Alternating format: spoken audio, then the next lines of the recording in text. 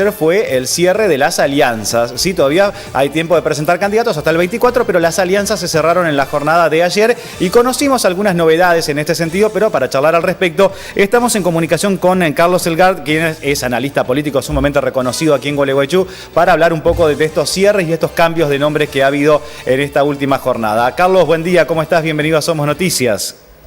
Hola, ¿qué tal, Diego y Mariana? Un gusto hablar con ustedes. ¿Qué tal? ¿Cómo Igualmente. Estás? Bueno, Carlos, panorama que empieza a definirse con el cierre de alianzas y con estos cambios de nombres que vienen a traer tal vez un panorama distinto.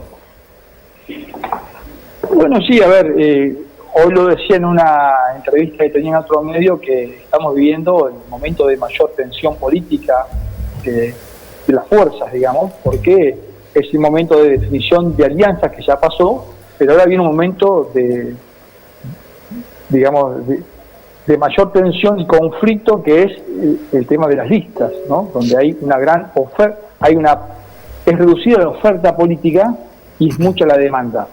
Entonces, por ejemplo, hay un problema que el oficialismo a nivel nacional no pudo resolver, que es ir con un candidato unificado, y ahí aparece el caso de Daniel Scioli, que plantea unas pasos y tiene que ver con esa interna que ya es archiconocida entre el presidente y la vicepresidenta.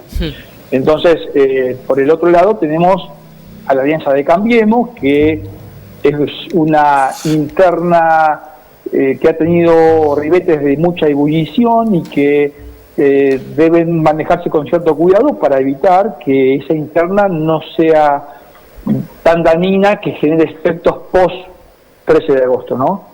Y entonces en ese marco hoy estamos en un proceso de instalación de algunos candidatos y donde la campaña realmente va a comenzar con el posicionamiento de algunos candidatos en la interna a partir del 24, cuando estén más visibilizados. Totalmente. ¿Y el panorama local cómo lo estás viendo? Digo el panorama local teniendo en cuenta que el oficialismo de Gualeguaychú todavía hay candidatos que no han sido presentados. O sea, no han sido presentados porque es un secreto a voces de que hay algunos que, como el caso de Roberto Piallo, sería el candidato, aunque todavía no oficializado, pero sí Mariana Farfán. Bueno, a ver, porque hay una cuestión también, Diego. Últimamente las campañas o el trabajo de campaña siempre se van acotando por una cuestión de no saturar. Aparte estás vos en un escenario donde hay mucha apatía. En términos locales esto es mucho más simple porque la gente ubica más a los candidatos. Son vecinos, son personas que tienen alguna trayectoria social o política, y es mucho más fácil la instalación de esos candidatos. En la medida que vos vas subiendo de niveles, ahí se complica más. Y acá en el término local tenemos, a Martín Roberto Piallo, que ya es un secreto a voces, podríamos decir, que va a ser el candidato oficialista, y tenemos del lado de enfrente candidatos de la Alianza Cambiemos, que están también en un proceso de instalación, de visibilización, de hacer conocer su propuesta, de caminando barrios, de reuniéndose con sectores sociales. Ahí básicamente tenemos 4 candidatos, ¿no? Está Palito Davico, Osvaldo Fernández, Álvarez y Echandi, ¿no? Por ejemplo, todos son los candidatos que hay en Cambiemos, que se van a definir en la interna del 13 de agosto.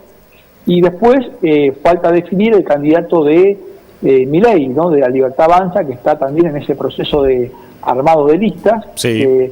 Está teniendo algunos problemas, ahí ya le empiezan los problemas a Milei. No es fácil armar en un país tan grande con tantas jurisdicciones electorales y una persona que es una figura y que no tiene una estructura de partido. No es fácil armar esa estructura de partido, y estamos viendo cómo en Buenos Aires tuvo el primer traspiés, ¿no? Que se le baja su candidato a gobernador, en Paraná se le baja el candidato a intendente, y están en esos procesos de cómo se arman esas listas, ¿no? Así que por eso te estoy diciendo que es un momento de mucha atención, que es mucho más visibilizado por el círculo rojo, no por la gente. La gente está en otro canal todavía. Totalmente. En modo campaña. ¿No? Ahora, Carlos, ¿cómo ves la situación justamente de lo que hablabas de Milei, teniendo en cuenta que, bueno, estas bajas, lo del caso del gobernador de Buenos Aires es realmente llamativo? Sabemos que en el día de hoy estaba charlando con Carolina Píparo para tratar de convencerla de que sea la candidata a gobernadora, pero digo, teniendo en cuenta que en Gualeguaychú el que posiblemente pegaría o al que tiene la intención es Romero, aunque todavía falta definir, faltan algunas cuestiones allí. ¿Tiene incidencia en esa baja en lo que viene pasando con los candidatos que Milei apoyó en otras provincias que les fue bastante mal en cuanto a cantidad de votos? Lo que demostraron las provincias, de las 24 jurisdicciones electorales, generalmente desde que se inició este nuevo proceso democrático en 1983, es un promedio donde 21 provincias repiten sus gobiernos. 21 a 22 provincias siempre repiten sus gobiernos. O sea, por eso las estrategias muchas veces de los gobernadores es desdoblar. Cuando olfatean, digamos, que la situación no es muy beneficiosa en términos nacionales, los gobernadores tienden a desdoblar, porque ahí focalizan más en su territorio y la competencia electoral, y donde quienes gobiernan las provincias gozan de cierta ventaja. Recursos, posicionamiento, mejor instalación de candidatos, mejor visibilidad de la gestión, y entonces vos estás viendo que en todas las provincias, salvo hasta ahora hay 2 excepciones, que es San Luis y Neuquén, donde han aparecido opositores que ganaron, aunque algunos opositores formaron parte del oficialismo, como el caso de San Luis, pero en casi todas las provincias estamos viendo que se están repitiendo los oficialismos, están ganando los oficialismos. Una de las provincias que puede llegar a romper esa tendencia es Entre Ríos, con la figura de Frigerio, ¿no? Que hoy es el que viene siendo el mejor posicionado dentro de los candidatos a gobernador en la provincia de Entre Ríos. Esa es una de las provincias que puede romper también esa tendencia. Por lo tanto, Milei, como es un fenómeno nacional, es un fenómeno que surge, podemos decir más bien mediático, ¿no? Se conoció a través de un medio, surge de un programa de televisión, y donde se va instalando y se va conociendo, y donde básicamente el crecimiento de Milei es canalizar ese sentimiento, digamos, de desesperanza, de fracaso y de rechazo a una política que la gente entiende que es una cosecha de fracaso, ¿no? Que venimos de fracaso en fracaso. Y entonces, en 2001, esa expresión fue el voto en blanco, fue el voto nulo, fue poner en papel sucio en un sobre.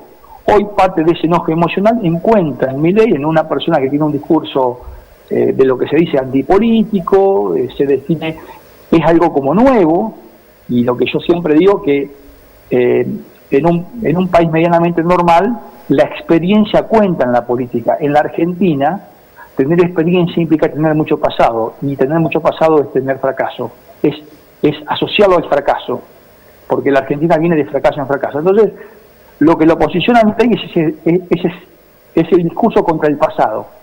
Yo soy lo nuevo, y eso es lo que le permite posicionarse y ser más visible, digamos. No pertenezco a esta estructura, a esta casta, soy distinto, ¿no? Entonces, bueno, el problema y el desafío acá es cuánto logra sostenerse eso en el tiempo.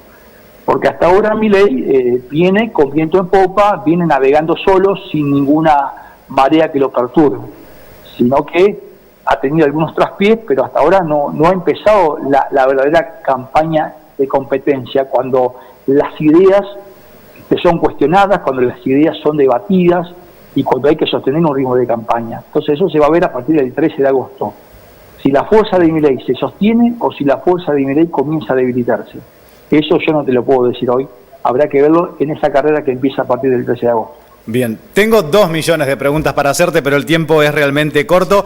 Pero la última, este cambio de nombre en la denominación del oficialismo a nivel nacional y que también se dio el cambio de nombre a nivel provincial, ¿oxigena o limpia un poco el panorama o realmente no va a tener impacto? Digo, porque por ejemplo a nivel nacional se eliminó la palabra todos. Bueno, son estrategias marketineras o sea, vos no vas a competir con una marca que ya está quemada. Es una cuestión marketingera de cambiar, pero las figuras son las mismas. Las que vos vas a ver en la campaña son las mismas, o sea que eso no genera, digamos, una cuestión de impacto. Pero bueno, está bien, vos no podés competir con una marca que ya está desgastada y está asociada a una gestión que termina, digamos, con mucho rechazo, ¿no? Y con una situación donde la gente a ver, el 70% o un poco más considera que hay un gobierno que ha tomado una dirección incorrecta. Entonces, obviamente que es una cuestión marketingera, de presentar como que es algo distinto. No vas a competir con una marca que ya está quemada, digamos, ¿no? En términos electorales. Que queda claro. Bueno, fin de semana largo que se avecina, que de fin de semana largo para algunos no va a tener nada porque va a ser cruce de nombres por todos lados y algunas confirmaciones y otras no, así que vamos a tener que estar trabajando, me parece, 24 horas, Diego Carlitos. va a estar muy atento sobre eso. Sí, está bien, entonces. Sí, obviamente, uno está en ese momento donde uno, tiene todos los sentidos más despiertos y donde uno generalmente está más abocado a la sintonía política, y donde, bueno, en lo personal yo también me dedico al trabajo de encuestas, así que es el momento de mayor trabajo para mí.